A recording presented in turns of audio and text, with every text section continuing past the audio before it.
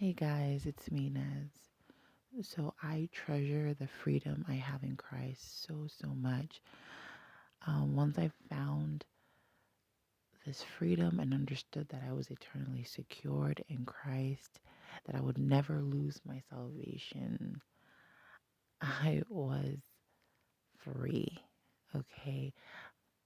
I no longer was trapped in the cage that people put me in, the cage I restricted myself in my mind, thinking I had to follow a whole bunch of rules. I had to live my life a certain way, and the way people said I should live it. And these are religious people. They'll say, don't do this, do that, do this, don't do that. And it was a lot. And I found myself breaking every rule. Okay. And I was fed up because I was thinking, I'm not good enough. The Lord doesn't love me because I'm not following um, all the Ten Commandments, or I'm breaking His laws, and it just seemed like I was a failure, like I was the worst Christian ever. And I love the Lord, but it was like my life doesn't match what these other Christians, so to speak, or these religious folk are saying. And it really was a burden on me until one day, this is story time. One day, a lady was evangelizing. She's like, oh, talking about OSAS. And I'm like, some of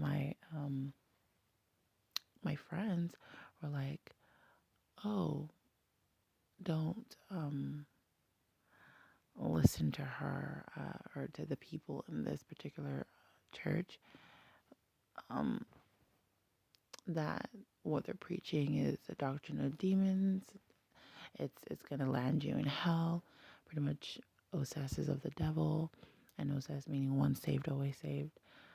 But something in me was curious. I was like, what what is this about? And I had a conversation with a friend of mine, and we were going back and forth.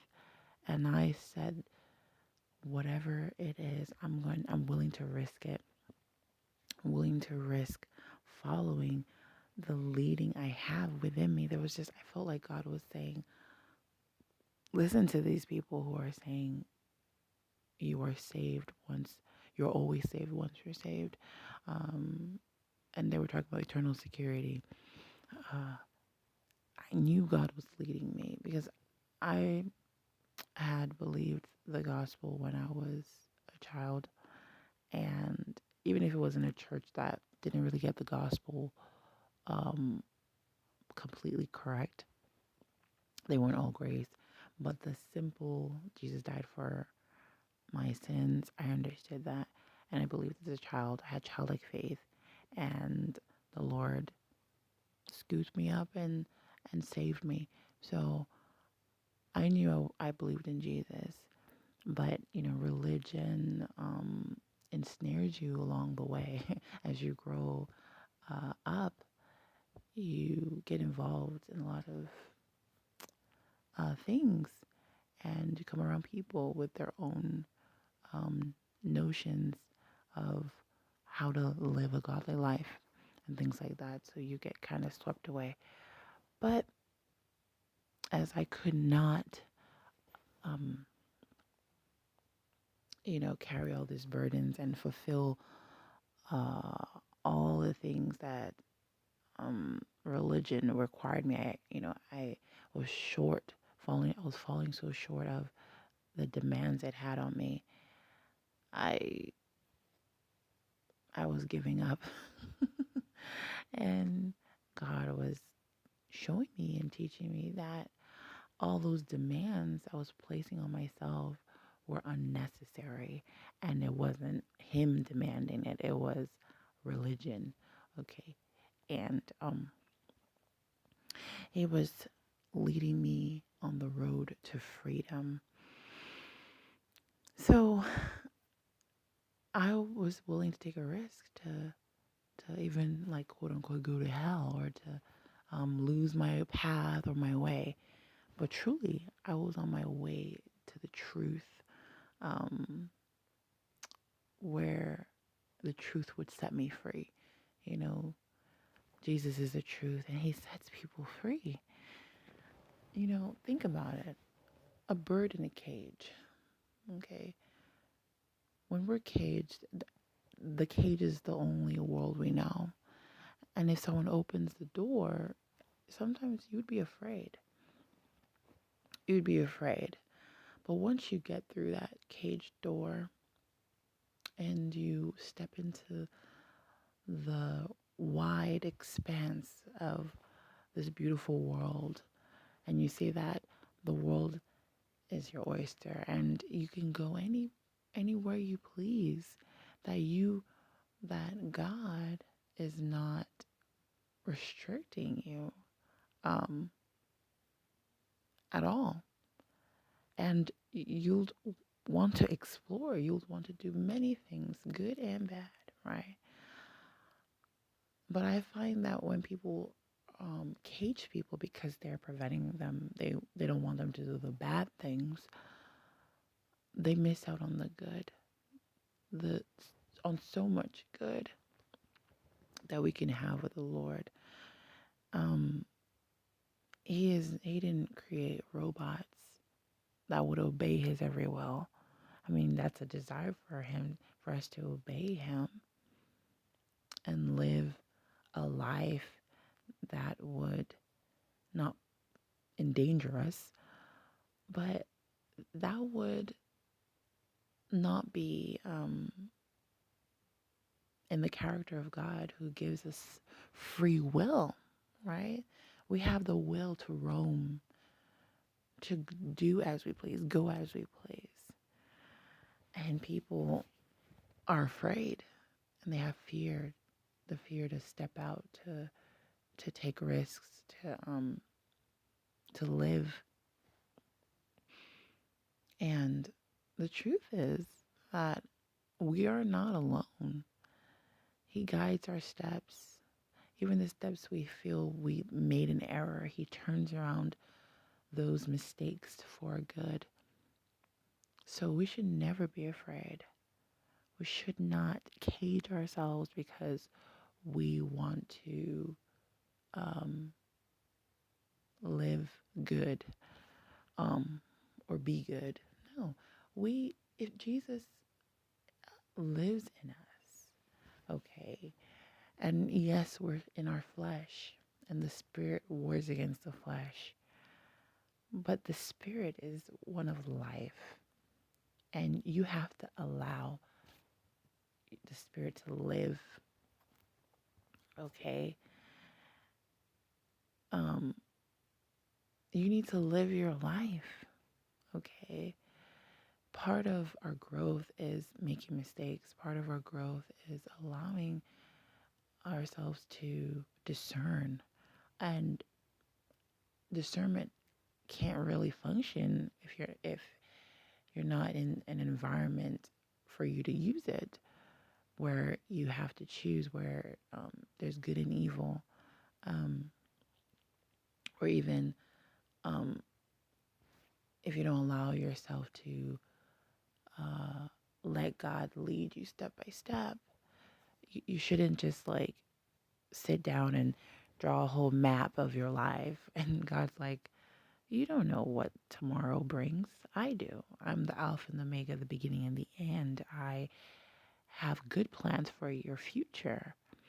And if you cage yourself, you most likely are deterring or delaying what the Lord has for you. Okay? So, once saved, always saved isn't it? People say it's like a license to sin. But when you have that freedom, you actually draw boundaries for yourself. Look at the animal kingdom, the circle of life, um, the wild animals. We say they're wild animals, but they actually have structure. God has already um, given them this instinct to know what to do um, at a particular time. You know, babies, they rely on their mothers and their fathers, children as well. But as they grow, there are certain things that they develop, ways of hunting and um, even sex. These things are natural, okay, and designed by God to be used at the appointed time. So is the devil, in the case of humans, of that he will tempt us and distract us. But we have instinct given to us by God. We have our conscience. He will not abandon us or leave us, lead us astray, right? We have to just trust that God is very involved in our lives more than we even realize. He is involved, okay? He is invested in our lives. Okay? He is not leaving us to our own devices, especially those who are his children. He is involved and he has your life mapped out, and we should just trust him. Even when he allows us to, um, you know, walk on our own, and which he encourages us to, as children growing, we're learning to walk, and our parent, doesn't hold our hand sometimes, and we may fall, and it's okay. It's okay to make mistakes, to fail at times. Those are all learning experiences. Um, we all go through it. I most certainly did in my walk to freedom. So I'd rather be free, to be who I was meant to be, scars and all, spots and blemishes and all. You know, this is this is what makes this human life, this human experience unique. We're not meant to be caged. We're not meant to be um, hidden and tucked away um, like a lab rat, right? We are meant to roam and be free, to be who God has made us to be.